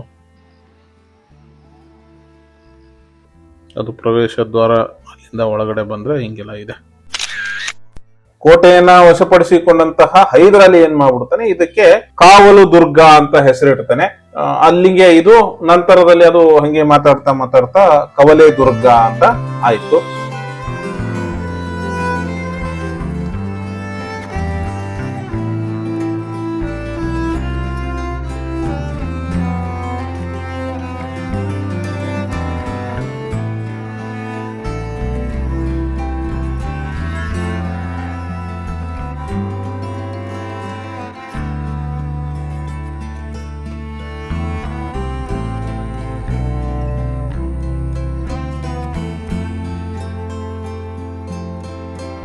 ಕಂಬಗಳ ಮೇಲೆ ಇಟ್ಟಂತ ಇನ್ನ ಕಲ್ಲಿನ ಕಂಬಗಳು ಗ್ರಿಪ್ಗಾಗಿ ಮಾಡಿರ್ತಕ್ಕಂತಹ ವ್ಯವಸ್ಥೆ ಇದು. ಇದೆ ನೋಡಿ, ಈ ಥರ ಇಲ್ಲೆಲ್ಲ ಇದೆ. ಇಲ್ಲಿದೆ, ಆಮೇಲೆ ಈ ಕಂಬದ ಮೇಲಿದೆ. ಇಷ್ಟೊತ್ತನ ಇದೇನು ನೋಡಿದ್ವಿ, ಆ್ಯಕ್ಚುಲಿ ಇದು ಪರಿಪೂರ್ಣ ಕೋಟೆ ಅಲ್ಲ, ಇದು ಹಾಫ್ ಆಫ್ ದಿ ಕೋಟೆ ಅಷ್ಟೇ, ಅರ್ಧ ಕೋಟೆ ಅಷ್ಟೇ ನಾವು ನೋಡೋಕ್ಕಾಗಿರೋದು. ಇದ್ರ ಮೇಲೆ ಇನ್ನೂ ಇದೆ, ಇಲ್ಲಿ ಕಾಣಿಸ್ತಿದೆಯಲ್ವಾ, ಈ ಗೋಡೆನ ಹತ್ಕೊಂಡು ನಾವು ಮೇಲಕ್ಕೆ ಹೋದರೆ ಇನ್ನೂ ಕೋಟೆ ಇದೆ. ಬಟ್ ಅಲ್ಲಿ ಕಳೆದ 2 ವರ್ಷದಿಂದ ಯಾರನ್ನು ಬಿಡ್ತಿಲ್ವಂತೆ. ಕಾರಣ ಕೇಳಿದ್ರೆ ದಾರಿ ಸರಿ ಇಲ್ಲ, ಬ್ಲಾಕ್ ಆಗಿದೆ ದಾರಿ ಅಂತ ಹೇಳ್ತಾರೆ. ಚಂದ್ರಗ್ರಹಣಕ್ಕೆ ಹೋಗಿ ಬಂದಿರೋ ನಮಗೆ ಒಂದು ದಾರಿ ಮಾಡಿ ಪ್ರವಾಸಿಗರಿಗೆ ಅಲ್ಲಿ ತನಕ ಬಿಡೋಕ್ಕಾಗಲ್ವಾ? ವಿಚಾರ ಮಾಡಬೇಕಾಗ್ತದೆ. ಪ್ರವಾಸಿಗರು ಮತ್ತು ಚಾರಣರಿಗೆ ಅದೊಂದು ನಿರಾಶೆ ಆಗಬಾರ್ದು. ಸೊ ಸಾಧ್ಯವಾದಷ್ಟು ಬಿಟ್ಟರೆ ಮೇಲೆ ದಾರಿ ಮಾಡಿ ಇನ್ನೊಂದಿಷ್ಟು ಜನ ಪ್ರವಾಸಿಗರು ಇಲ್ಲಿಗೆ ಸೆಳೀಬಹುದು. ಈಗ ನಾನು ಈ ಅರಮನೆಯ ಅವಶೇಷಗಳು ಮತ್ತು ನೋಡಿಕೊಂಡು ಅಲ್ಲಿ ಮೇಲ್ಗಡೆ ಇನ್ನು ಎಣ್ಣೆ ಕೊಳ, ತುಪ್ಪದ ಕೊಳ ಇದೆ, ಅದನ್ನು ನೋಡಿಕೊಂಡು ಬಂಡೆ ಮೇಲೆ ದೇವಸ್ಥಾನ ಇದೆ, ಅದನ್ನು ನೋಡ್ಕೊಂಡು ಹೋಗೋಣ. ಹೌದು ಬ್ರದರ್, ಸಿಕ್ಕಂತೆ ಸಂಚಾರ, ಸಿಕ್ಕಂತೆ ಸಂಚಾರ. ಆ ಕಲ್ಯಾಣಿಗೆ ಹೋಗೋದಕ್ಕಿಂತ ಮುಂಚೆ 1-2 ಕೆರೆಗಳಿದ್ದಾವೆ. ನಾವು ಆ ಕಡೆ ಮೇಲೆ ಕೂತ್ಕೊಂಡು ಹೋದರೆ ಕಲ್ಯಾಣಿಗೆ ಹೋಗ್ತೀವಿ. ಆ ಕಡೆಯಿಂದ ಈ ಕಡೆ ಬಂದರೆ ಕೆರೆ ಇದೆ, ಇಲ್ಲೊಂದಿದೆ ಕೆರೆ. ಹೀಗೆ 1-2-3 ಕೆರೆಗಳು ಈ ಕಡೆ ಒಂದಿದೆ, ಈ ಕಡೆ ಒಂದಿದೆ. ಬಟ್ ಹೋಗೋಕ್ಕಾಗಲ್ಲ. ಕೆರೆಯಿಂದ ನೀರನ್ನು ಎತ್ತೋದಕ್ಕೆ ಇಲ್ಲಿದೆ ನೋಡಿ. ಸೊ ಇಲ್ಲಿದ್ದ ನೀರನ್ನು ಎತ್ತಿ ಇದಕ್ಕೆ ಹಾಕಿ ಕಾಲುವೆ ಥರ ಮಾಡಿಕೊಂಡು ಹರಿಸ್ಕೊಂಡು ಹೋಗ್ತಾಯಿದ್ರು.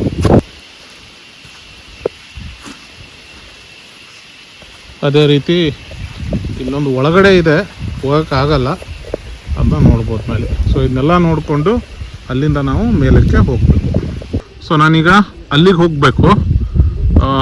ಈ ಕಡೆ ಹೋಗಿ ಕಲ್ಯಾಣಿನ ನೋಡಿಕೊಂಡು ಬಂದಮೇಲೆ ನಾನೀಗ ಅಲ್ಲಿಗೆ ಹೋಗಬೇಕು. ಅಲ್ಲಿಗೆ ಹೋಗಬೇಕು ಅಂದರೆ ನಾನು ಈ ಎಂಟ್ರೆನ್ಸಿಂದ ಬಂದು ಈ ಕಡೆ ಹೋಗಿದ್ದೆ. ಇಲ್ಲಿ ಪಕ್ಕದಲ್ಲಿ ಮೆಟ್ಲಿದ್ದಾವೆ, ಈ ಮೆಟ್ಲನ್ನು ಹತ್ಕೊಂಡು ಅಲ್ಲಿಗೆ ಹೋಗೋಣ.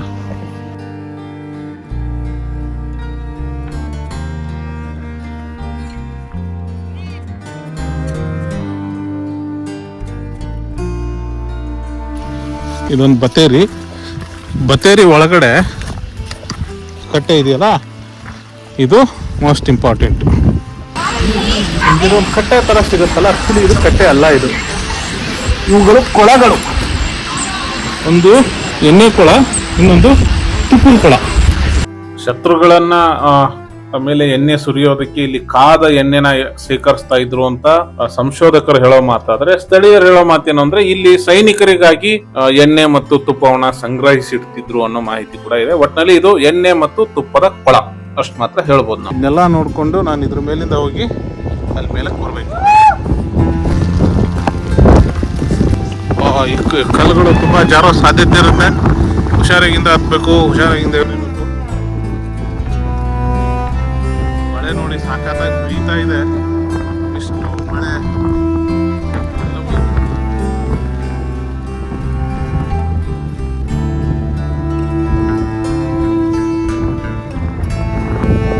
ಬತೇರಿಯಿಂದ ಯಾವ ಕೋಟೆಗಳಲ್ಲೂ ಈ ಥರ ಕಲ್ಲುಗಳನ್ನು ಬಳಸಿರಲಿಲ್ಲ, ಇಲ್ಲಿ ಬಳಸಿದ್ದಾರೆ. ಓಕೆ, ಆ ಕಡೆಯಿಂದ ನೋಡಿದ್ರೆ ಅಲ್ಲೊಂದು ಕೋಟೆ ಗೋಡೆ ಇದೆ, ಅಲ್ಲೊಂದು ಕೋಟೆ ಗೋಡೆ ಇದೆ. ಮೋಸ್ಟ್ಲಿ ನೀರಿಂದು ಸೋರ್ಸ್ ಇರಬೇಕಿದು. ಆಮೇಲೆ ಹೋಗ್ಬೇಕೀಗ.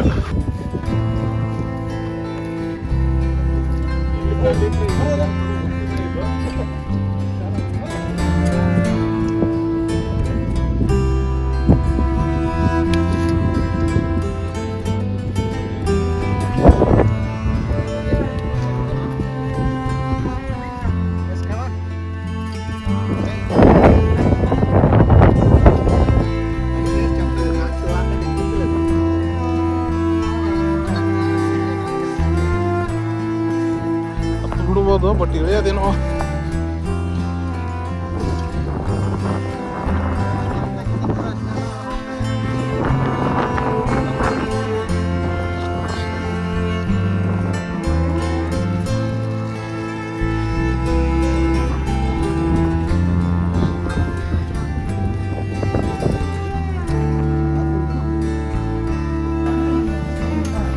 ಕೆಳಗಡೆ ಇರೋದು ಗರುಡ, ವಿಷ್ಣು ಮತ್ತೆ ಲಕ್ಷ್ಮಿ.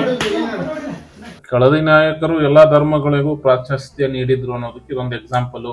ಮುಸ್ಲಿಮರಿಗಾಗಿ ಮಸೀದಿ ಅಥವಾ ದರ್ಗಾನ ಕಟ್ಟಿಸ್ಕೊಟ್ಟಿದ್ರು, ಮತ್ತೆ ಇದು ವೈಷ್ಣವರಿಗಾಗಿರ್ತಕ್ಕಂಥ ಒಂದು ದೇವಸ್ಥಾನ.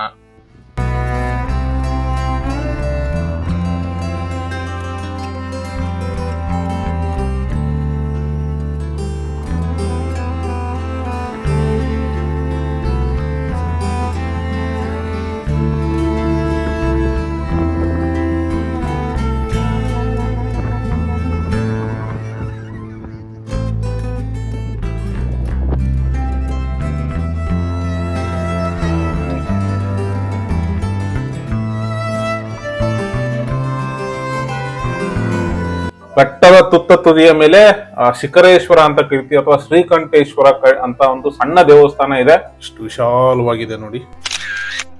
ಆಕ್ಚುಲಿ ಇದು ಪೀಕ್ ಅಲ್ಲ, ಪೀಕ್ ಇನ್ನ ಮೇಲ್ಗಡೆ ಬಿಡ್ತಿಲ್ಲ. ಸೊ ಅದೇ ಶ್ರೀಕಂಠೇಶ್ವರ ದೇವಸ್ಥಾನ ಇತ್ತು ಅಂತ ನಾನು ಏನ್ ಹೇಳಿದ್ದೆ, ಅಲ್ಲಿ ಯಾರನ್ನು ಬಿಡ್ತಿಲ್ವಂತ ಈಗ.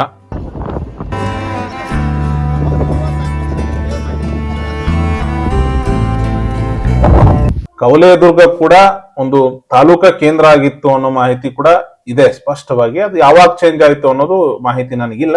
ದಯವಿಟ್ಟು ನಿಮಗೆ ಏನಾದ್ರು ಗೊತ್ತಿದ್ರೆ ಕಮೆಂಟ್ ಮಾಡಿ ತಿಳಿಸಿ.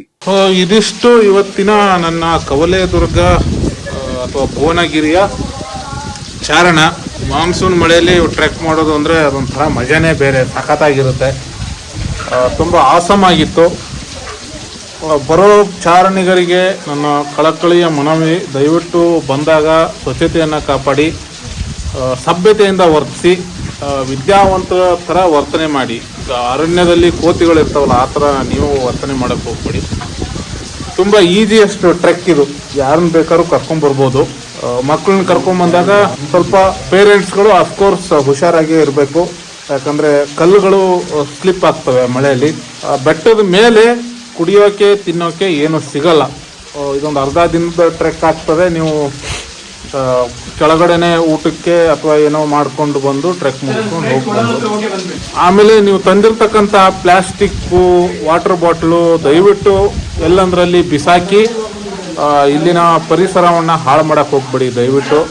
ಯಾರಿಗೆ ಟ್ರೆಕ್ಕಿಂಗ್ ಮಾಡೋ ಆಸೆ ಇದ್ದು ಅಭ್ಯಾಸ ಯಾರಿಗಿರಲ್ವಲ್ಲ, ದಯವಿಟ್ಟು ಅವರು ಇಂಥ ಟ್ರೆಕ್ಗಳನ್ನು ಮಾಡ್ಬೋದು. ಯಾಕಂದರೆ ಇದು ಮೋಸ್ಟ್ ಈಸಿಯೆಸ್ಟ್ ಟ್ರೆಕ್. ಇದು ಈಸಿಯಾಗಿ ಯಾರು ಬೇಕಾದ್ರೂ ಪ್ರಾಕ್ಟೀಸ್ ಮಾಡೋದಕ್ಕೆ ಇಂಥವು 1-2-3 ಟ್ರೆಕ್ಗಳನ್ನು ಮಾಡ್ಬೋದು, ಈಸಿಯಾಗಿರುತ್ತೆ.